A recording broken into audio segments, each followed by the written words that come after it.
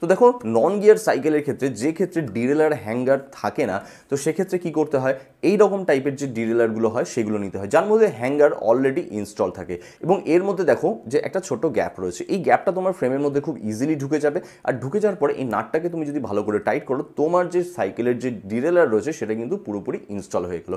আর এরপরে আমরা এতে ইনস্টল করব নতুন চেন।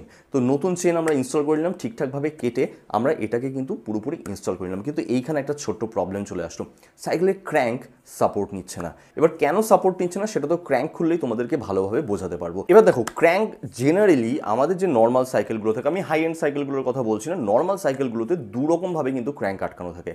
একটা হচ্ছে এরকম কোয়ার্টার পিন সিস্টেম, আর একটা হচ্ছে বটম ব্র্যাকেট সিস্টেম। তো এখানে দেখো কোয়ার্টার পিন সিস্টেম রয়েছে, তো এখানে কোয়ার্টার পিন সিস্টেমটাকে আমাদেরকে টোটালি রিমুভ করে নিতে হবে। তো তার জন্য এই যে নাটটা রয়েছে এই নাটটাকে সবার আগে খুলে নাও, আর তারপরে একটা শক্ত কিছু দিয়ে এই নাটের ওপর দিয়ে উল্টো দিক থেকে, যে অর্থাৎ যেদিকে প্যাঁচটা দেখা যাচ্ছে ঠিক সেই দিকে তুমি বাড়ি মারো এবং দেখবে এই কোয়ার্টার পিনটা খুলে চলে আসার সাথে সাথেই তোমার ক্র্যাঙ্কটাই কিন্তু বেরিয়ে চলে আসবে।